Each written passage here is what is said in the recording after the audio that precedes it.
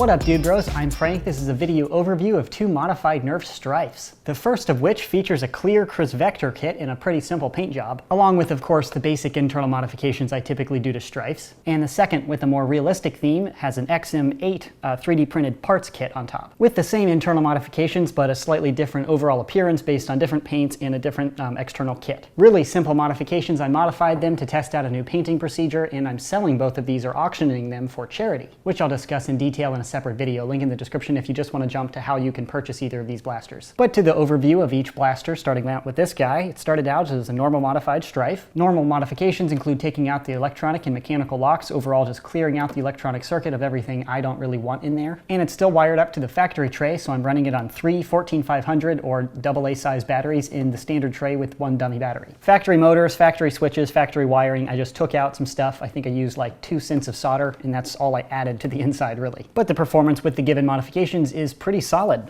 To the external mods, all of the external stuff, other than the paint of course, is from Worker, and these are all injection molded components as opposed to the XM8's 3D printed parts kit. This is the clear Worker stock that looks like it's supposed to be collapsible. It's not actually collapsible, it's fixed. But I personally think that the KRISS Vector has a weird hold on the stock, so I prefer this one, and it matches the SMG compact appearance. And I painted it clear. Just kidding, it came clear. I know it's not funny, but it is to me, so I'll keep saying it. Because occasionally somebody's like, what do you mean you painted it clear? That doesn't even make sense. I know it doesn't make sense, that's why it's funny. The stock, of course, is still detachable, but to the base blaster, this is the KRISS Vector kit, also by Worker, and this is also an injection molded kit, so it has a smoother finish than some of the 3D printed parts. That includes this giant chunk down here, the chunk up here, and then I have a top rail on the top rails on the top. No, I thought I put it on the bottom. I was skeptical about keeping all of these parts clear and only painting the base blaster, but after I finished it, I think it looks really cool. It's obviously not trying to look realistic. It's clear and like an obnoxiously bright blue, but it looks cool. And up in the front, I have a clear Worker barrel with a Worker flash hider and suppressor. Both the flash hider and the suppressor are orange. They're not really like pure orange, as you can see next to like all of these oranges plus my orange shirt. It's like a bronzy brown orange, which is kind of odd, but it makes a lot more sense than black as far as the colors go, and I think it looks pretty nice. And it still has that giant orange tip when you take off your suppressor. And this combo is by Worker, so they're designed to fit together, and it threads on just like that. And in the mag well, I have the 12 round clear orange mag. One half of this is not... Take two, don't drop it, Franklin.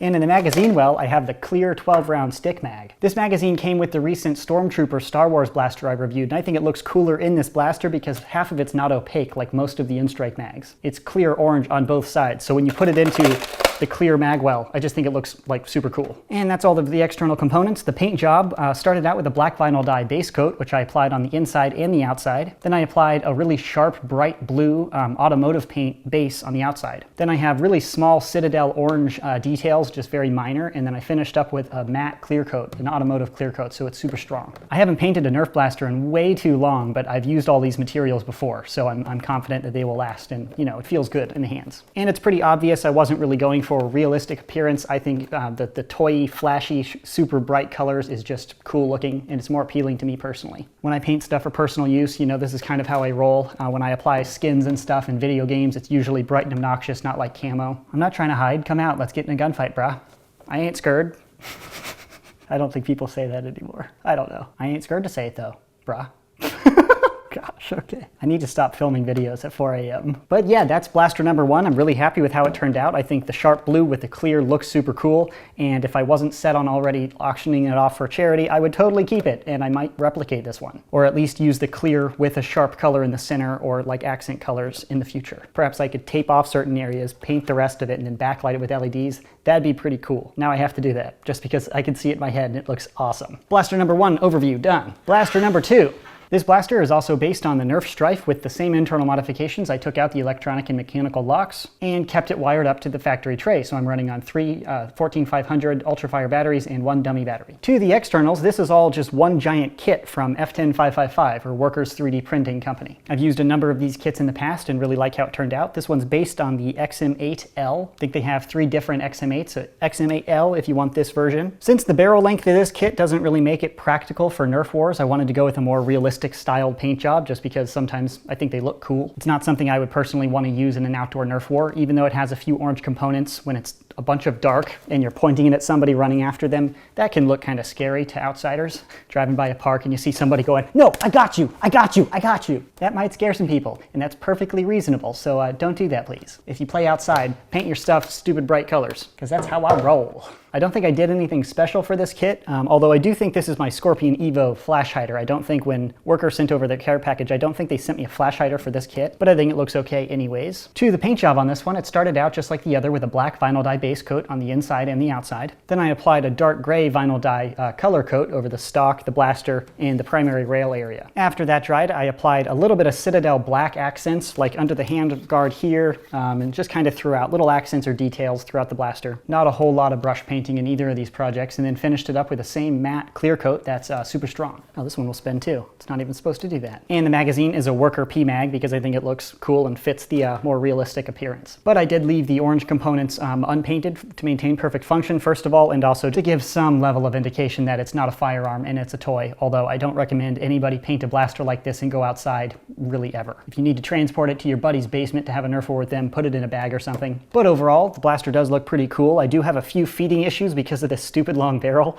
This is like the Worker faux barrel, which is the same size as a lot of the Nerf internal barrels that they use, but it's just really long. So if the dart doesn't feed perfectly, it'll hit the top of the barrel and actually stop midway, blocking the next dart and not escaping the barrel and hitting your Zambi when you first pull the trigger. So that's a bit of a bummer. I noticed a lot more jams when using the Worker magazines as opposed to the normal Nerf mags, because the Worker springs for the follower are much stronger. So I think the magazine is pushing the dart up into the chamber with more force. So when the pusher arm injects that dart, it's going in a little offset. Because it's offset, it's then firing directly into the barrel and not escaping. And it happens less frequently with Nerf magazines with their weaker springs. So that was interesting, but again, this blaster is not really performance oriented, so it's not too big an issue. But enough talking, let's see the blaster's pew pew. Shooting waffle head darts?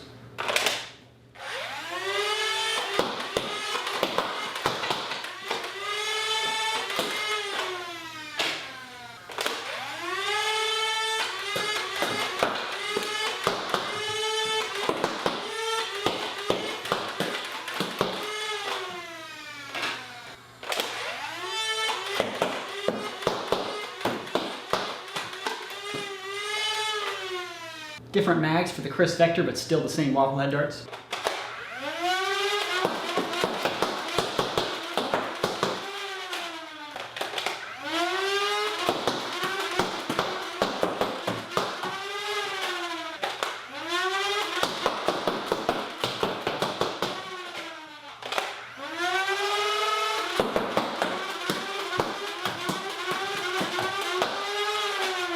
So, performance out of the blue or KRISS Vector Stryfe, it operates like most modified Stryfes I've used in the past, so I'm definitely happy with how it turned out. Subjective opinion, but I totally think it looks super awesome. With the sharp blue and the clear, I just can't get over it. I need to make one of these for myself.